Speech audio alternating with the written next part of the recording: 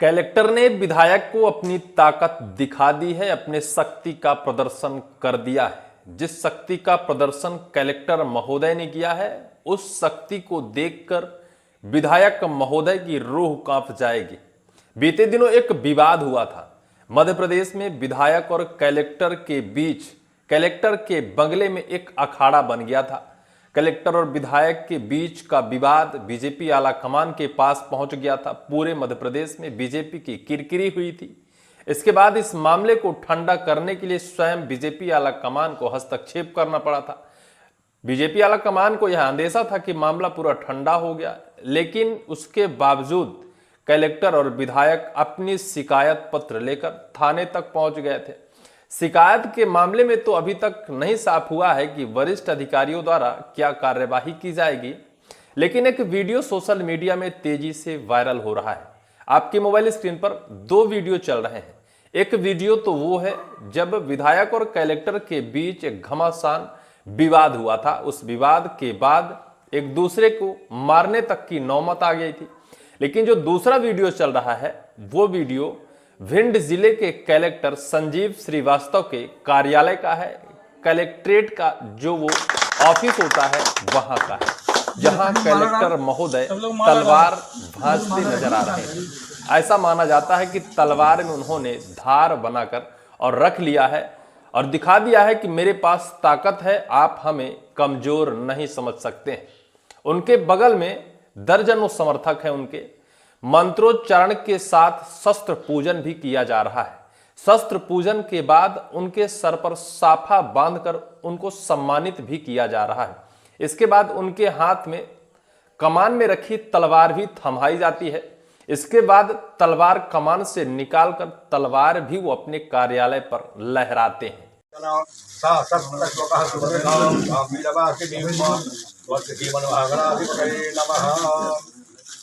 ओम इदं विष्णुर्विचक्रमे धानि दधे पदं समूढमस्य पात्तुं सरे स्वाहा सर्वाबाधा विनिर्मुक्तो धनधान्य सुतान्वितः मनुष्यो मत्प्रसादेन भविष्यति न संशयः।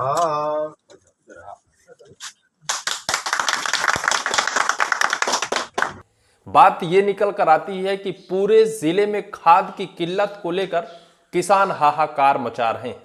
किसानों को खाद न मिलने से उनकी रोजी रोटी जो फसल है वो सूख रही है।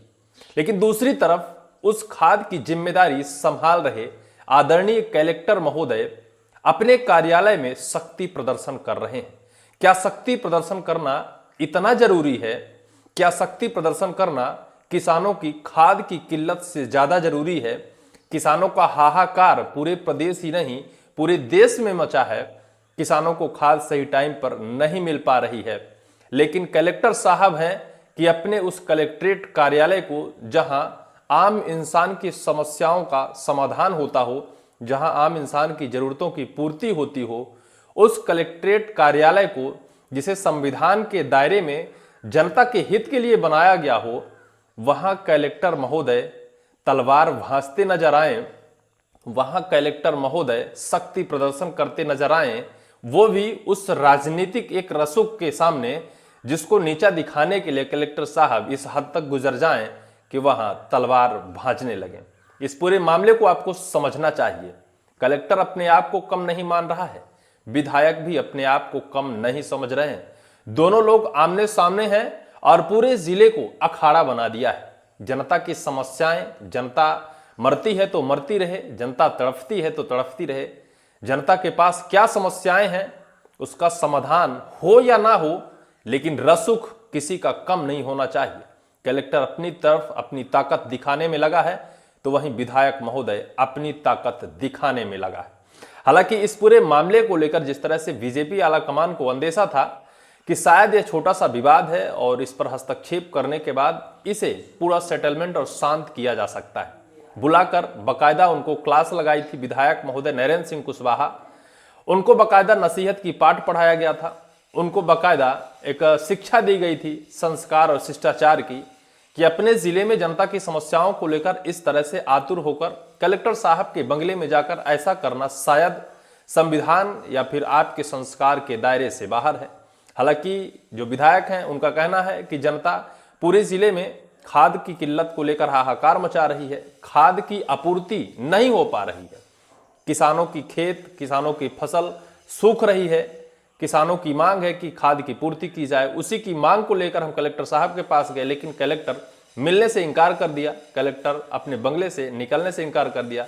इसके बाद यह पूरा मामला, यह पूरा वाकया हुआ था। आक्रोशित होकर विधायक ने जो किया था उसकी पूरे प्रदेश में छीछालेदर हुई थी। लेकिन इसके बाद जो कुछ भी हुआ, जो संगठन ने समझाइश दी, समझाइश के बाद मामले को ठंडा करने में लगा। ठंडा होने के बावजूद भी विधायक अपनी तरफ से एक शिकायती पत्र कोतवाली में देते हैं कलेक्टर के खिलाफ कि उन्होंने उनके साथ अभद्रता की। इसके बावजूद कलेक्टर भी पीछे पीछे पहुंच जाते हैं, अपना शिकायती पत्र लेकर सिटी कोतवाली में वो भी देते हैं कि उन्होंने उनका मोबाइल छीन लिया, उनके साथ सरकारी काम में बाधा डाला, वहीं उनके गेट के सामने तोड़फोड़ हल्ला किया। इसके बावजूद अभी जिस तरह से वरिष्ठ कार्यालय की तरफ से कोई भी उन दोनों के खिलाफ कार्यवाही के आदेश और निर्देश जारी नहीं हुए। लेकिन इस बीच जिस वीडियो ने पूरे मध्य प्रदेश की सियासत में एक बार फिर से नया उबाल ला दिया है, वो वीडियो आपकी स्क्रीन पर है।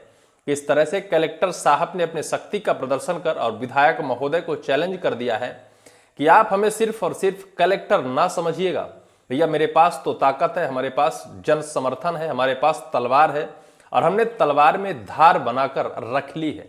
अगर आप ऐसी गुस्ताखी करेंगे तो अंजाम बुरा भी हो सकता है। हालांकि यह सोशल मीडिया से लेकर जनता तक यह सोच रही है कि क्या ऐसे आईएएस पढ़े लिखे अधिकारी के मन में ऐसी भावना और दुर्भावना आ सकती है? क्या छोटे मोटे विषय पर ऐसा एक आईएएस रैंक का जो अधिकारी होता है वो ऐसा कुछ कर सकता है? जनता के हित, जनता की समस्याओं से भटक कर जनता कहीं ना कहीं भटक रही है अपनी खाद पानी की किल्लत को लेकर। उसकी पूर्ति ना कर कलेक्टर उस कार्यालय को रण क्षेत्र बना दिया है। उस अपने कार्यालय को एक घमासान तरीके से विधायक और कलेक्टर के बीच के विवाद को बड़ा बनाने में तुले हैं और वहीं अपनी तलवार में धार बनाते दिखाई दे रहे हैं। क्या ये संवैधानिक दायरे में आता है? क्या जो वो कर रहे हैं ये उनके इस आईएएस कार्यालय के शिष्टाचार के दायरे में आता है? जो उन्होंने किया, क्या वो किया जाना चाहिए? हालांकि इसको लेकर पूरे प्रदेश में विरोध होना तय है, क्योंकि कलेक्टर महोदय का काम ऐसा कुछ नहीं है कि कार्यालय में वो शक्ति प्रदर्शन करें। वो जनता के हित के लिए बैठे हैं, जनता की समस्याओं को समाधान करने के लिए बैठे हैं। लेकिन अगर वहां एक आपसी विवाद को रणक्षेत्र बनाकर और अपने उस तलवार में धार बनाते दिखेंगे, अपने शक्ति का प्रदर्शन करते दिखेंगे, तो निश्चित तौर पर कहीं ना कहीं थू पूरे प्रदेश में तो होगी ही। हालांकि जब से यह वीडियो वायरल हुआ है तब से यह पूरा मामला उबाल में आ गया है। हर तरफ से सवाल निकल कर आ रहे हैं। देखना यह सबसे बड़ा दिलचस्प होगा कि इस पूरे वीडियो के बाद, इस पूरे घमासान के बाद क्या बीजेपी आला कमान या फिर प्रदेश सरकार की तरफ से कोई एक्शन लिया जाता है? क्या उनको भी कोई कड़ी पनिशमेंट दी जाती है? अब ये तो बख्ताने पर ही साफ होगा। फिलहाल इस पूरी वीडियो को लेकर आपको क्या जानकारी है, कमेंट सेक्शन पर कमेंट कर जरूर बताइएगा।